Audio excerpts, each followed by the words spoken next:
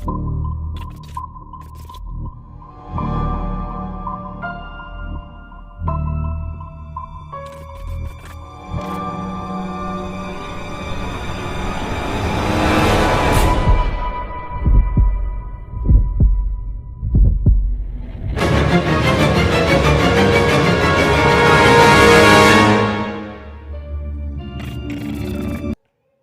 guys, di sini saya dan beberapa rekan-rekan saya akan mempresentasikan mengenai pajak dan PPh 21.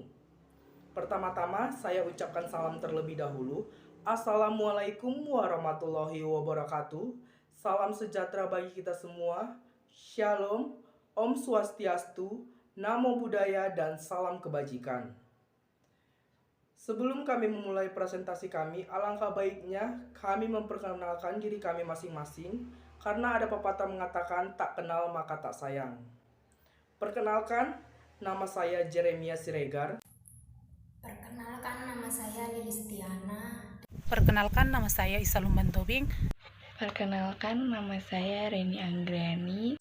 Perkenalkan, nama saya Jenita Perda Arendila. Perkenalkan, nama saya Depi Simangunsong. Di sini saya akan menjelaskan pengertian pajak dan ciri-ciri pajak.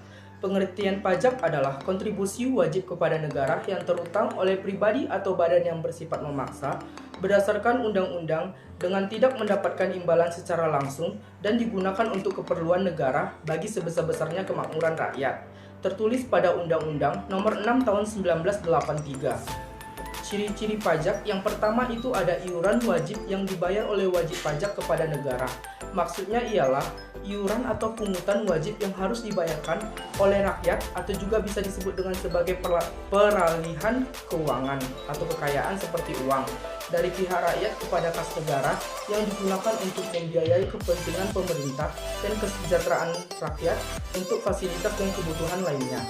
Yang kedua, pembayaran yang didasarkan pada norma-norma hukum.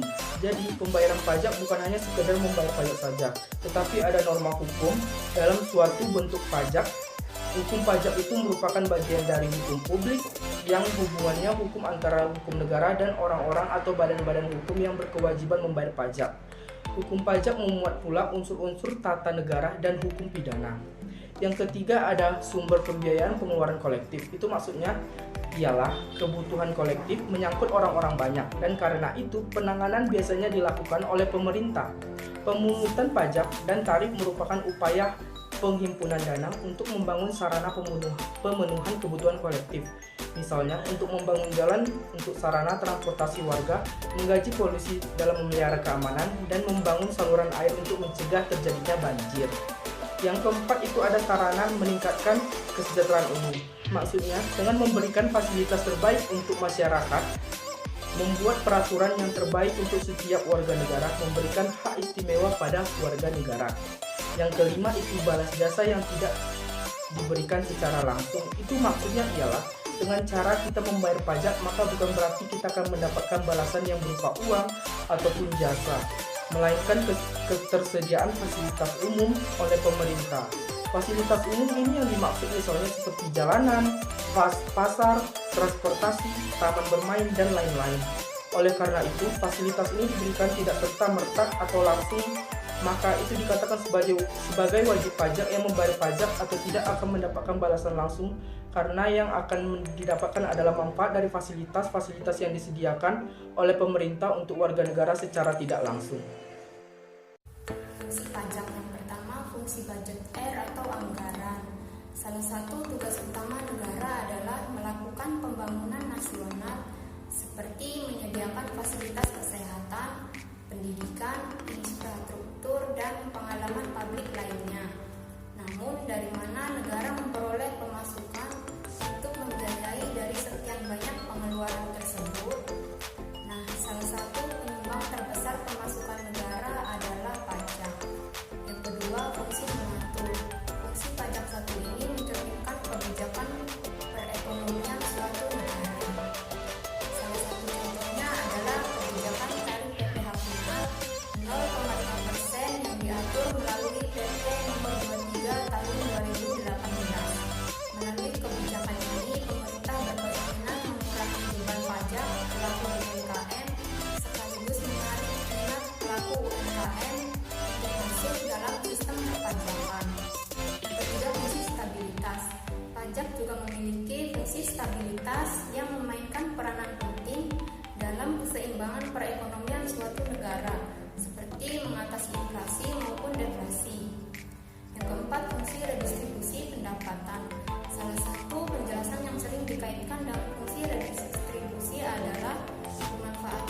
ketiga, untuk membuka lapangan pekerjaan.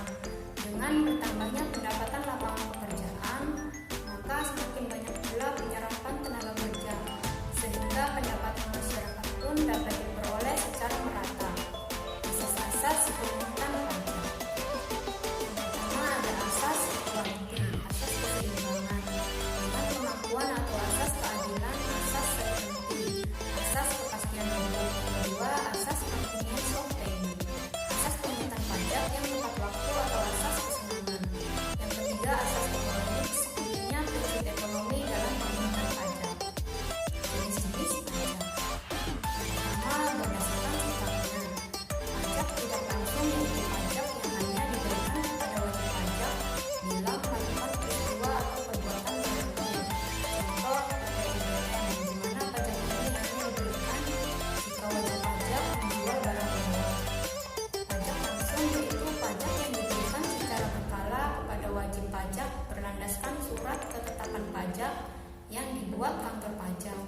Di dalam surat ketetapan pajak terdapat jumlah pajak yang harus dibayar wajib pajak. Yang kedua, jenis pajak berdasarkan instansi pemungut. Pajak daerah, pajak yang dipungut pemerintah daerah dan terbatas hanya pada rakyat daerah itu sendiri, baik yang dipungut Pemda tingkat 2 maupun Pemda tingkat 1. Contohnya pajak hotel, pajak hiburan, pajak restoran, pajak kendaraan bermotor, BPHTB, dan PBB. Pajak pusat, pajak yang dipungut pemerintah pusat melalui instansi terkait, yakni DJP. Contoh PPN, PNBM, Bea Materai, dan PBB. Yang ketiga, berdasarkan objek pajak dan subjek pajak. Pajak objektif yaitu pajak yang pengambilannya berdasarkan objeknya. Contoh, pajak impor, pajak kendaraan bermotor, dan bea materai. Pajak subjektif yaitu pajak yang pengambilannya berdasarkan subjeknya. Contoh, pajak kekayaan dan pajak penghasilan. PPh, pengertian PPh, pajak yang dikenakan pada badan untuk orang pribadi atas penghasilan yang diperoleh pada 1 tahun pajak objek pajak. 1. Orang pribadi. 2. Badan. Tarif pajak orang pribadi, penghasilan kena pajak dan tarif pajak sampai dengan Rp 50 juta sama dengan 5%. Rp 50 juta dikurang Rp 250 juta sama dengan 15%. Rp 250 juta dikurang Rp 500 juta sama dengan 25%. Di atas Rp 500 juta sama dengan 30%. Tarif pajak badan, tarif PPh badan 25%. Penghasilan kena pajak atau PTKP. PTKP per tahun diberikan paling sedikit sebesar Rp24.300.000 untuk diri wajib pajak orang pribadi, Rp2.025.000 tambahan untuk wajib pajak yang kawin, Rp24.300.000 tambahan untuk seorang istri yang penghasilannya digabung dengan penghasilan suami, Rp20 juta tambahan untuk setiap anggota keluarga, sedarah dan dalam garis keturunan yang lurus, serta anak angkat yang menjadi tanggungan sepenuhnya paling banyak 3 orang untuk setiap keluarga. Perhitungan PPh orang pribadi. PPh terutang sama dengan pendapatan neto 1 tahun PTKP dikali tarif pajak. Perhitungan PPh badan penghasilan neto dikali tarif pajak. Saya akan menjelaskan tentang perbedaan pajak. Yang pertama ada retribusi, di mana retribusi mendapat kontraprestasi langsung. Unsur yang melekat pada pengertian retribusi adalah yang pertama ada pemungutan retribusi harus berdasarkan undang-undang. Yang kedua, sifat pemungutannya dapat dipaksakan. Yang ketiga, ada pemungutannya dapat dilakukan oleh negara. Yang keempat, ada digunakan untuk pengeluaran bagi masyarakat umum.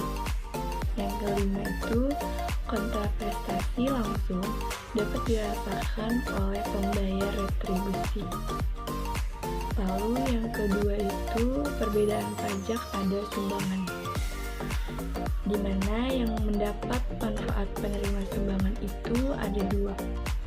Yang pertama, Sumbangan tidak diartikan untuk kepentingan pengeluaran-pengeluaran yang dikelola oleh pemerintah, tetapi dialuan untuk kepentingan sekelompok masyarakat tertentu dan tidak memerlukan dasar unsur untuk pelaksanaannya, dan pelaksanaannya pun tidak ada. Lalu saya akan menjelaskan tentang hutang pajak. Di sini ada hutang pajak dibagi dua, yaitu hutang pajak saat timbul dan berakhirnya hutang pajak. Yang pertama itu saat timbul hutang pajak, di mana dibagi dua, yaitu ada material saat diberlakukannya undang-undang, dan yang kedua ada formal saat ditagih atau ditetapkan oleh fiskus. Lalu ada berakhirnya hutang pajak, di mana dibagi beberapa, yaitu ada pembayaran, ada kompensasi, ada kadaluarsa, lalu yang terakhir ada pembebasan atau penghapusan. Saya akan menjelaskan tentang PBB. PBB merupakan pajak yang dikenakan terhadap kepemilikan atau pemanfaatan tanah dan bangunan. Objek PBB dibagi menjadi dua, yaitu yang pertama tanah dan bangunan, sedangkan bangunan dibagi menjadi kolam renang, pagar, tempat olahraga, jalan tol, dan taman. Tarif PBB. Tarif PBB sejumlah 0,5% NJOP, yaitu luas tanah dikali harga jual dan luas bangunan dikali harga jual. NJOPTK yaitu nilai jual objek pajak tidak kena pajak sebesar 12 juta rupiah. Sistem pemungutan pajak dibagi menjadi 3 bagian, yaitu yang pertama official assessment system, dan yang kedua semi official assessment system, dan yang ketiga full self assessment system. Yang pertama yaitu official assessment system merupakan wewenang pemungut pajak ditentukan oleh pemungut pajak, dan yang kedua semi official assessment system merupakan wewenang pemungut pajak ditentukan oleh pemungut pajak dan wajib pajak, dan yang ketiga yaitu full self assessment system merupakan sistem ini dikenakan atau bisa menghitung dan melaporkan pajaknya sendiri. Alur administrasi perpajakan di Indonesia dibagi menjadi pembukuan atau pencatatan, kompensasi, keberatan, bandingan, pendaftaran diri, wajib pajak, pelunasan pajak, dan pelaporan pajak. Alur administrasi perpajakan di Indonesia. Berikut beberapa alur administrasi perpajakan di Indonesia: pembukuan atau pencatatan, perhitungan pajak, keberatan, pengangguran atau pembatalan, banding, pendaftaran diri, wajib pajak, pelunasan pajak, restitusi atau kompensasi, pelaporan pajak, gugatan, permohonan lainnya, pelayanan, kantor pajak, pengawasan, pemeriksaan pajak, peninjauan kembali, pembiayaan atau penyusutan, penetapan pajak, penagihan pajak, dan penyidikan pajak. Sekian presentasi dari kelompok kami.